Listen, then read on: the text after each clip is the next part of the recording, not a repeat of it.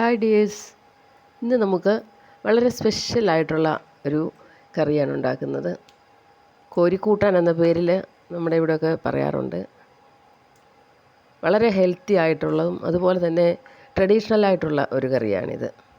കഞ്ഞിക്ക് ആണ് മെയിനായിട്ട്, ചോറിൻ്റെ കൂടെയും കഴിക്കാൻ കൊള്ളാം കേട്ടോ. കഞ്ഞിയുടെ കൂടെ കോരി കൂട്ടുന്നത് കൊണ്ടാണ് നമ്മൾ കോരിക്കൂട്ടാൻ എന്ന പേരിൽ വിളിക്കാറുള്ളത്. ചെറിയ ചേമ്പ് ആണ് അതിൻ്റെ മെയിൻ ഇൻഗ്രീഡിയൻറ്റ്. കണ്ണൻ ചേമ്പ് എന്ന പേരിലൊക്കെ പറയും. ഓരോ സ്ഥലങ്ങളിലും ഓരോ പേരിലായിരിക്കും അറിയുന്നത്. ഇവിടെ കണ്ണൻ ചേമ്പ് എന്ന പേരിൽ അറിയപ്പെടുന്ന ചെറിയ ചേമ്പാണ്. ഈ ചേമ്പിനോടൊപ്പം പിന്നെ നമ്മൾ ചേർക്കുന്നത് കുമ്പളങ്ങയാണ്. കുമ്പളങ്ങ നമുക്കെല്ലാം അറിയാം, വളരെ ആരോഗ്യപ്രദമായിട്ടുള്ള, വളരെ മെഡിസിനലായിട്ടുള്ളൊരു സാധനമാണ്. ആ കുമ്പളങ്ങ നമ്മൾ ചേമ്പിനോടൊപ്പം ചേർത്താണ് കോരിക്കൂട്ടാൻ തയ്യാറാക്കുന്നത്. ഇനി അതിനോടൊപ്പം നമ്മൾ പച്ചമുളകാണ് ചേർക്കുന്നത്. ഞാനിപ്പോൾ 4 പച്ചമുളക് എടുത്തിട്ടുണ്ട്.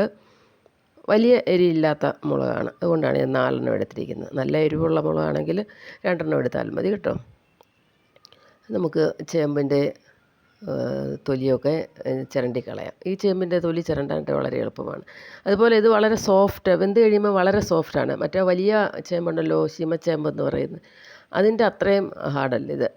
ഇത് വളരെ സോഫ്റ്റായിട്ട് ഉള്ള ഒരു ചേമ്പാണ്. ചേമ്പെല്ലാം ഇതുപോലെ തൊലി കളഞ്ഞ് വയ്ക്കാം കേട്ടോ. ഇനി നമുക്ക് നമ്മുടെ കുമ്പളങ്ങ മുറിക്കാം. കുമ്പളങ്ങ മുറിച്ച് അതിനകത്തെ കുരുവൊക്കെ നീക്കാം. അധികം മൂത്ത് പോകാത്ത കുമ്പളങ്ങയാണ്, അതുകൊണ്ട് തൊലി അത്ര ഹാർഡല്ല. ഒത്തിരി മൂത്ത് കഴിഞ്ഞാൽ ഈ കുമ്പളങ്ങയുടെ തോട് നല്ല ഹാർഡായിട്ട് മാറും. ഇത് നന്നായിട്ട് വേകുന്ന കുമ്പളങ്ങയാണ് കേട്ടോ. നെയ് കുമ്പളങ്ങ എന്ന് പറയത്തില്ലേ, അത്തരത്തിലുള്ള കുമ്പളങ്ങയാണ്. നമ്മുടെ വീട്ടിൽ തന്നെ ഉണ്ടായ കുമ്പളങ്ങയാണിത്.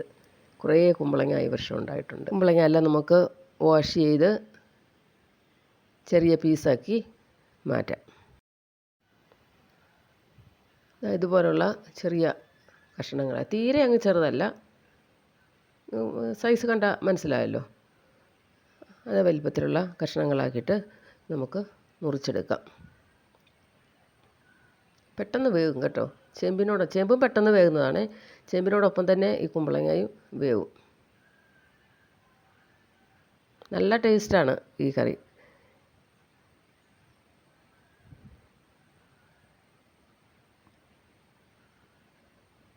ഇനി നമുക്ക്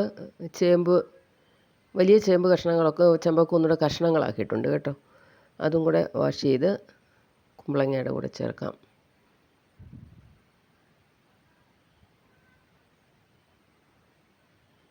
പച്ചമുളകും നമ്മൾ കഴുകി എടുത്തിട്ടുണ്ട്. പച്ചമുളക് ഒന്ന് നടുവേ ഒന്ന് കീറി നമുക്ക് അതിനകത്തേക്ക് ഇടാം.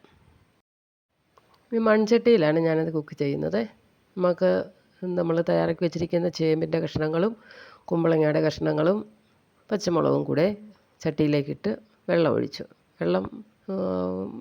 കഷ്ണങ്ങൾ മുങ്ങിക്കിടക്കത്തക്ക രീതിയിൽ വെള്ളം ഒഴിച്ചാൽ മതി. ഒരുപാട് താമസമൊന്നുമില്ല വേകാനായിട്ട് കേട്ടോ. ഒരുപാട് വെള്ളത്തിൻ്റെ ആവശ്യമില്ല. നമുക്ക് ഉപ്പ് കൂടെ ചേർക്കാം. ഇനി നമ്മൾ ഇതിനകത്ത് മഞ്ഞൾപ്പൊടിയും കൂടെ ചേർക്കാം. ഉപ്പും മഞ്ഞൾപ്പൊടിയും ചേർത്ത് നമുക്ക് സ്റ്റൗവിലേക്ക് വയ്ക്കാം.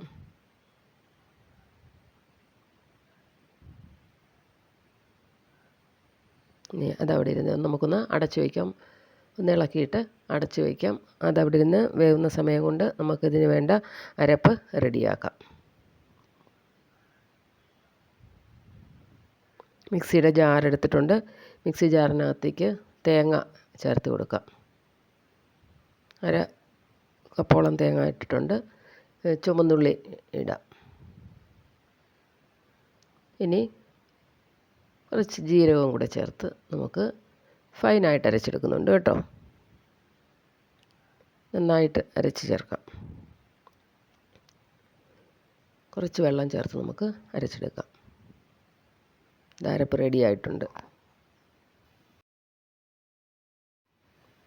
ഇനി നമ്മുടെ കഷ്ണങ്ങളൊന്ന് നോക്കാം, നമുക്ക് വേവ് എത്രത്തോളം ആയെന്ന് ഒന്ന് തുറന്ന് നോക്കാം. എന്നിട്ടില്ല, ഇടയ്ക്ക് നമുക്കൊന്ന് ഇളക്കി കൊടുക്കാം. അല്ലെങ്കിൽ ആ കഷ്ണങ്ങൾ അടിയിലൊന്ന് പറ്റിപ്പിടിക്കും ചിലപ്പോൾ വേകുന്നതിനനുസരിച്ച്. ഇനി നമുക്ക് ലോ ഫ്ലെയിമിൽ വെക്കാം.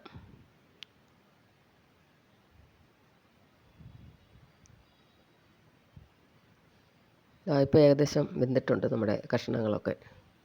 ഇതാ കണ്ടോ, ഏകദേശം വെന്ത് വന്നിട്ടുണ്ട്. ചെറുതായിട്ട് നമുക്കൊന്ന് ഉടച്ചു കൊടുക്കാം.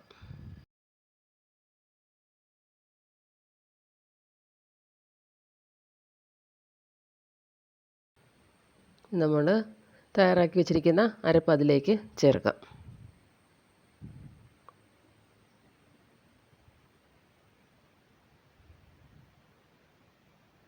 നന്നായി യോജിപ്പിക്കാം. ചാറ് കഴിയുക, കുറച്ച് വെള്ളം കൂടെ അതിനകത്തേക്ക് ചേർക്കാം കേട്ടോ. നമ്മുടെ ചാറ് നല്ല കുറുകിയിരിക്കുകയാണ്, അതുകൊണ്ട് കുറച്ച് വെള്ളം കൂടെ ചേർത്തു.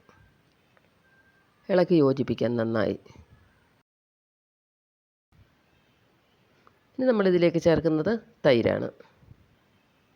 ഒരു 2 സ്പൂണ് തൈര് ചേർത്തിട്ടുണ്ട്. സാമാന്യം പുളിയുള്ള തൈര് തന്നെയാണ് കേട്ടോ. തൈര് ചേർത്ത് നമുക്ക് നന്നായിട്ട് മിക്സ് ചെയ്യാം.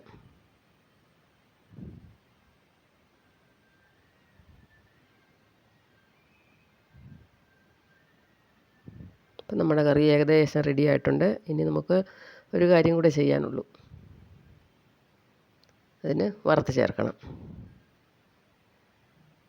കറി നല്ല പാകത്തിലെത്തിയിട്ടുണ്ട് കണ്ടോ. ഇനി ഇരിക്കുമ്പോൾ സ്വല്പം കൂടെ ഒന്ന് കുറുകി വരും കേട്ടോ. ആ പാകം കണ്ട് വേണം നമ്മൾ വെള്ളം ഒഴിച്ച് ചേർക്കാൻ. ഇനി നമുക്ക് വറുത്ത് ചേർക്കാം. പാനിൽ എണ്ണ ചൂടായി, കടുക് ഇട്ടിട്ടുണ്ട്.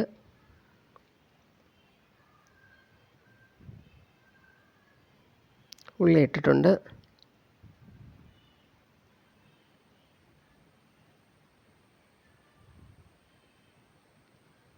നമുക്കിവിടെ കരിവേപ്പില തീരെ ഇല്ല. വാങ്ങിക്കുന്ന കരിവേപ്പിലൊക്കെ നമുക്ക് വിശ്വസിച്ച് കഴിക്കാനും കൊള്ളൂലല്ലോ. നമുക്ക് മുളകിടാം. ഒരു ചെറിയ കരിവേപ്പ് എനിക്കിവിടെ ഉള്ളൂ. അതിൽ 2-3 ഇലയൊക്കെ ഉണ്ട്. ചിലപ്പോൾ അതിൽ നിന്ന് കുറച്ചെടുക്കും. ഇന്നൊരു തണ്ട് മുറിച്ചെടുത്തതാണത്.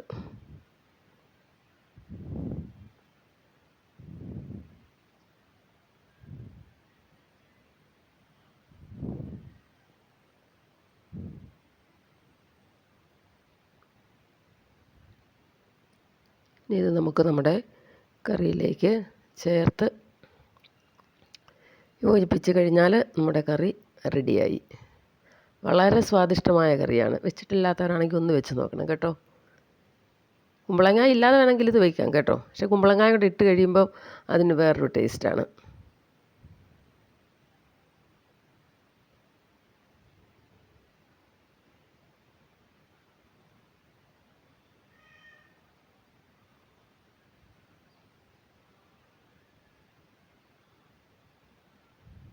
കണ്ടോ, കാണുമ്പം തന്നെ നല്ല സൂപ്പറായിട്ട് തോന്നുന്നില്ലേ?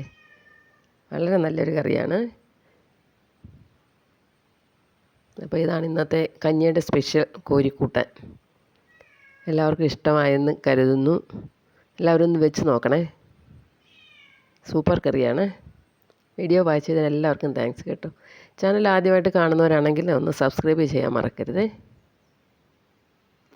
Thank you all.